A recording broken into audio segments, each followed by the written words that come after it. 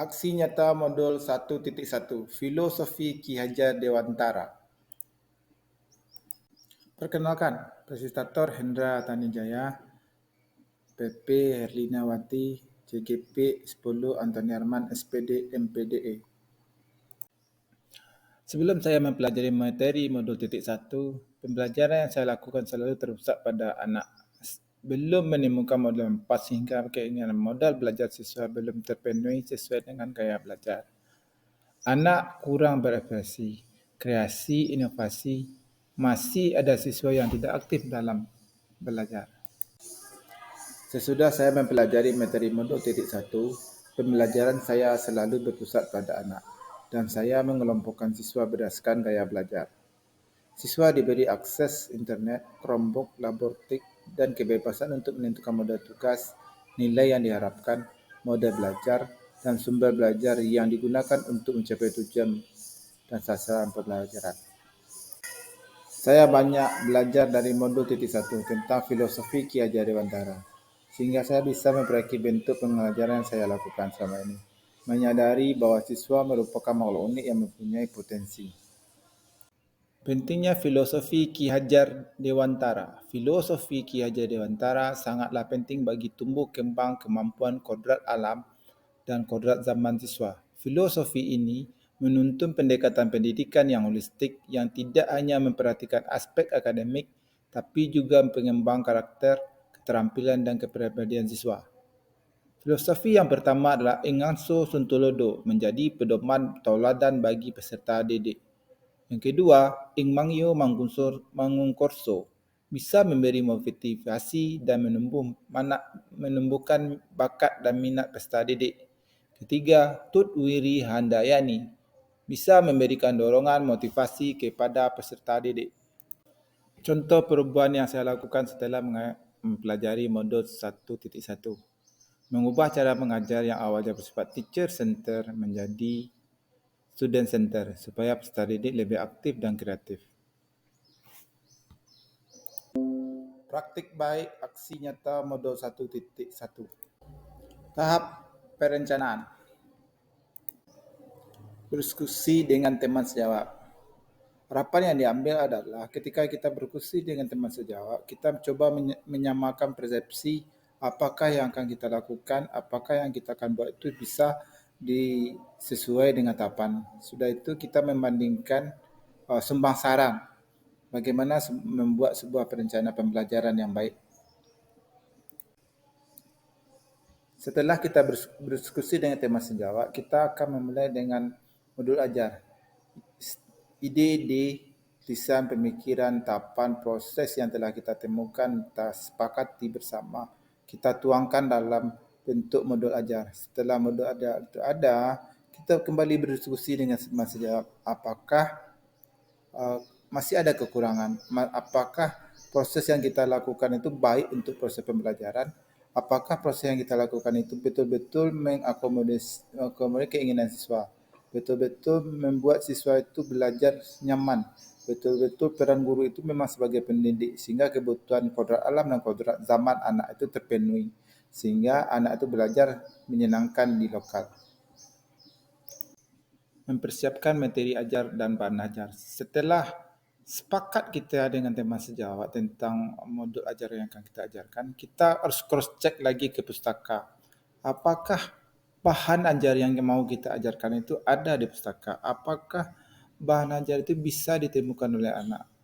Sudah itu buku-buku yang mendukung bahan ajar yang mau kita ajarkan itu ada di pustaka. Ketersediaan bahan ajar di pustaka akan mempengaruhi proses kita belajar nanti. Memperluas pasar itu banyak. Ada marketplace yang sudah go internasional, misalnya seperti Amazon. Kalau Lazada sama Shopee itu masih cakupannya masih nasional. Nah, Amazon misal contohnya yaitu dan cakupannya itu go internasional, itu marketplace-nya. Nah, misalnya Dewi seperti tadi punya produk tas, dia bisa memperjualbelikannya ke internasional, misalnya melalui marketplace seperti Amazon. Ketiga, mempercepat alih teknologi.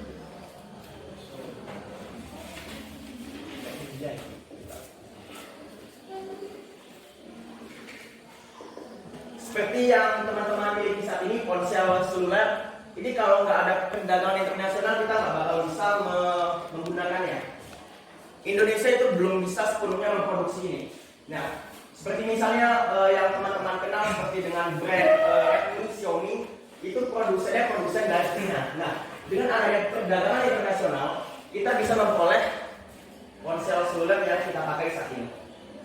Itu merupakan transfer teknologi dengan mempercepat alur teknologi dari negara yang sudah maju bisa memproduksi teknologinya sendiri ke negara berkembang seperti kita, Indonesia. Selanjutnya yang keempat, sebagai sumber penerimaan negara.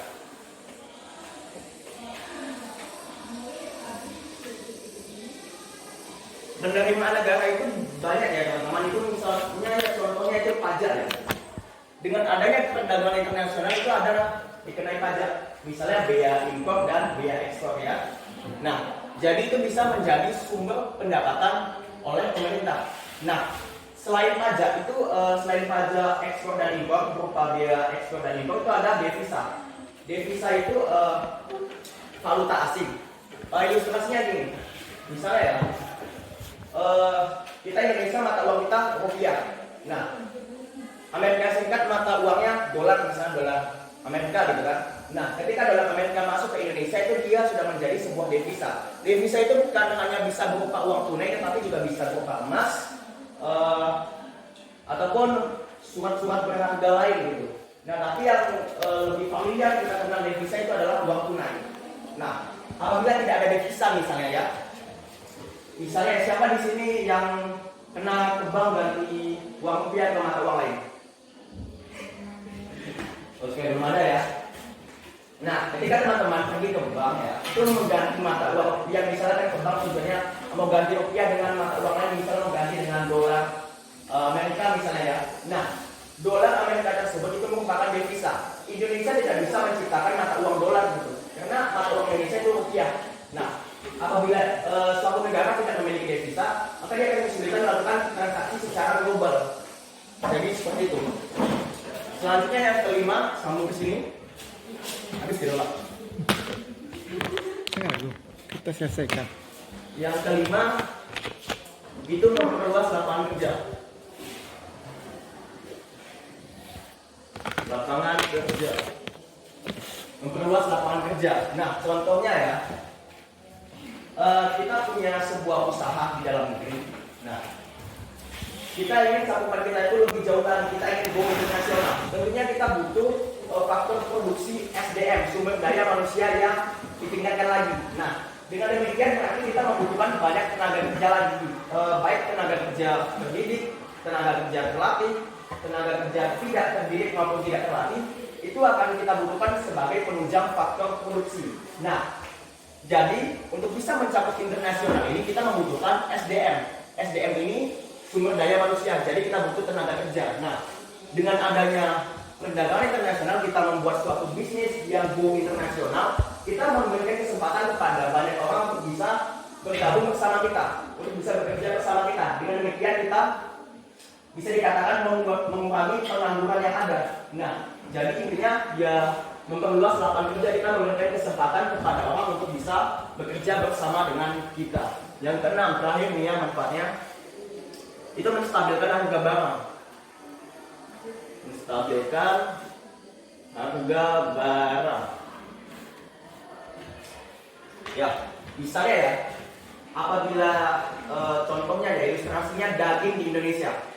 Daging sapi di Indonesia misalnya mahal gitu ya. Nah, pemerintah akan berupaya bagaimanapun caranya itu mendatangkan daging impor. Nah, dengan mendatangkan daging impor otomatis harga daging sapi itu akan kembali stabil. Nah, begitulah manfaat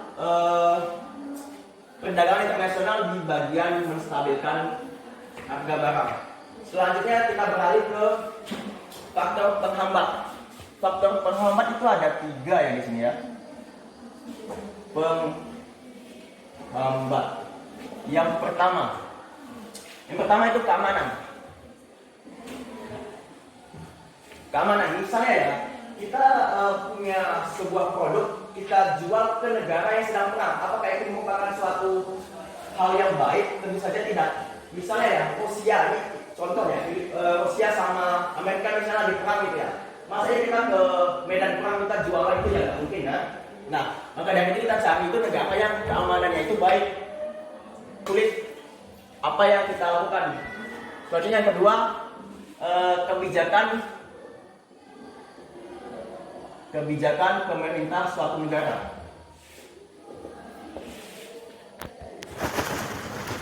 Kebijakan pemerintah suatu negara. Ada beberapa negara yang membatasi impornya. Ada namanya kuota impor. Tujuannya untuk melindungi produsen dalam negeri. Nah, selain itu ada juga kebijakan pemerintah itu tidak memperbolehkan mengimporkan suatu barang yang dilarang di negara tersebut. Misalnya ya, ini sebuah ilustrasi. Misalnya Indonesia itu mengirim tembakau ke Saudi Arabia. Sedangkan tembakau di Saudi Arabia itu dilarang gitu ya. Ini permisalan ya, bukan berarti benar-benar dilarang. Nah, dia melarang mengimpor tembakau. Nah, Indonesia malah mengekspor tembakau ke Saudi Arabia. Nah, itu akan menjadi penghambat perdagangan dari Indonesia ke Saudi Arabia karena adanya kebijakan dari pemerintah yang melarang mengimpor tembakau. Selanjutnya yang ketiga, kurs tidak stabil.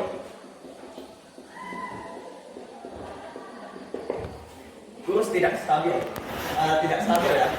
Misalnya kurs. Nah, mungkin kita masih asing dengan kata kurs atau mungkin sudah familiar. Nah, kurs itu ibarat gini. Kurs itu nilai mata uang suatu negara di negara lain. Misalnya ya, Indonesia saat ini $1 berapa rupiah? 15 ya, anggap aja 15.000 $1. Nah, itu merupakan nilai kurs dari rupiah ke dolar. Jadi $1 itu 15.000 rupiah. Nah, yang dimaksud dengan kurs tidak stabil misalnya ini ada beberapa faktor. Yang pertama itu jangkauan dari waktu. Misalnya ya, hari ini $1 15.000. Besoknya lagi itu bisa jadi $1 itu 25.000. Nah, itu bisa dikatakan tidak stabil. Atau mungkin faktor kondisi tempat. Misalnya ya, di Indonesia katanya ya $1 itu 15.000.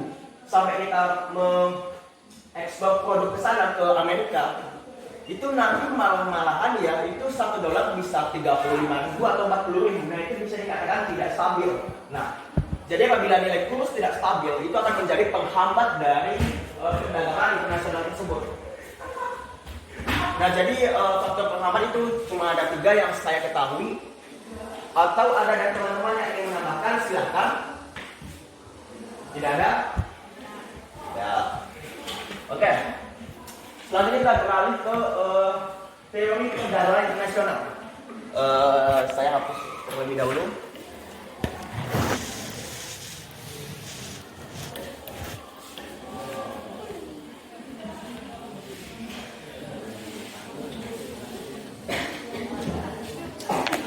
Teori perdagangan internasional itu ada 2. Yang pertama kita bahas teori klasik. Teori klasik dibedakan menjadi 2 menurut dari dua orang gitu ya. Yang pertama itu menurut Adam Smith. Menurut Adam Smith itu teorinya itu teori perdagangan internasional itu adalah teori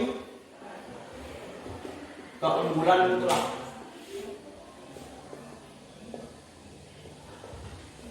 Misalnya gini ya. Lebih gampang kita kasih aja ilustrasi. Misalnya gini. Ini Indonesia. Ini Jepang. Kalau ini sebuah barang atau produk ya. Misalnya di sini tas. Dan di sini misalnya sepatu lah, ibaratkan ya ilustrasi. Nah, Indonesia mampu memproduksi misalnya 100 tas. Jepang bisa memproduksi misalnya 75 tas. Indonesia bisa memproduksi misalnya 65 sepatu. Jepang misalnya bisa memproduksi 125 sepatu. Nah, yang dikatakan mutlak berarti ya mutlak gitu ya. Dari sini mungkin sudah jelas yang mana yang paling banyak. Kita mulai dari Indonesia terlebih dahulu. Indonesia antara 100 dengan 65 mana lebih banyak? 100. Berarti Indonesia itu harus lebih mengutamakan produksinya di bagian tas. Nah, di Jepang 75 dan 125. Sepatu atau tas? Sepatu. Nah, tapi Jepang harus lebih fokus memproduksi sepatu. Selanjutnya ada teori dari David Ricardo.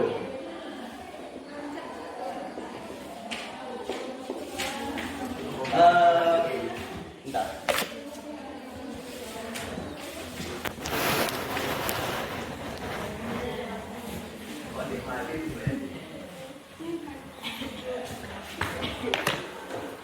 Menurut David Ricardo ini dikemukakan ada namanya dasar tukar dalam negeri atau disingkat dengan DTDM. Nah, saya kasih lagi ilustrasi tabel. Ini sedikit menggunakan rumus. Ada rumusnya itu A ditambah B per 2. Ini untuk mencari kata-katanya nanti. Jadi kita fokus ke sini terlebih dahulu. Misalnya Indonesia dan negara apa? Korea. Nah, sebelum itu saya ulas kembali. Kalau Adam Smith itu teorinya itu yang mana negara yang bisa memproduksi barang tersebut dalam jumlah atau nominal yang tinggi. Misalnya seperti ini Indonesia kan 100, berarti dia harus memprioritaskan tas. Nah, kalau menurut David Ricardo itu yang peluang produksinya kecil atau biaya produksinya kecil perbandingan kata-katanya. Jadi misalnya produknya misalnya TV dan HP misalnya ya. Refleksi diri, tantangan masih ada, siswa yang kurang aktif dalam diskusi karena masih ragu, malu dan banyak alasan. Solusinya adalah lebih membimbing mereka supaya aktif, tidak malu-malu dalam mengeluarkan pendapat. Assalamualaikum warahmatullahi wabarakatuh. Saya adalah Riki Riza Arni, salah satu guru SMAN 19 Kota Sungai Lasi, akan memberikan penilaian kepada Pak Antoni Harman. Beliau adalah guru ekonomi. Dalam keseharian beliau adalah mengajar ekonomi dan sebagai tambahan adalah proktor ANBK. Beliau dalam mengajar sangat pandai dalam mengelola kelas dan begitu juga dalam memberikan materi. Dan di dalam lingkungan dengan guru-guru yang lainnya juga beliau sangat ramah kepada kawan-kawan yang lainnya. Mungkin hanya itu penilaian yang bisa saya berikan. Assalamualaikum warahmatullahi wabarakatuh. Assalamualaikum warahmatullahi wabarakatuh. Perkenalkan, saya Rahel Ulmeda. Saya Nuri Ramanda. Baiklah, kami akan menyampaikan bagaimana pembelajaran dengan Bapak Anton. Yang pertama yaitu belajar dengan Bapak Anton sangat menyenangkan. 2. Membuatkan kesepakatan belajar. Yang ketiga, di awal pembelajaran kami membuat aturan. 4. Menentukan kesepakatan tugas dan model pembelajaran. Yang kelima, menetapkan nilai yang diperoleh bila kesepakatan tentang tugas dan modul belajar yang dilakukan. 6. Kami melakukan pembiasaan religius dan tadarus sebelum pembelajaran. Yang ketujuh, Bapak Anton memberikan penghargaan berupa pujian dan nilai yang baik. 8. Dalam pembelajaran, Pak Anton mendiskusikan dengan siswa menurut keinginan kami.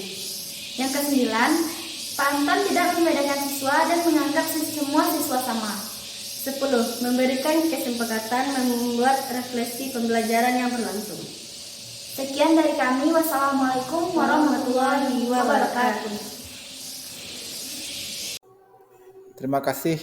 Salam guru hebat. Semoga apa yang saya tampilkan di video ini bermanfaat dan bisa menjadi referensi bagi teman lain, dan bagi saya bisa juga sebagai koreksi diri.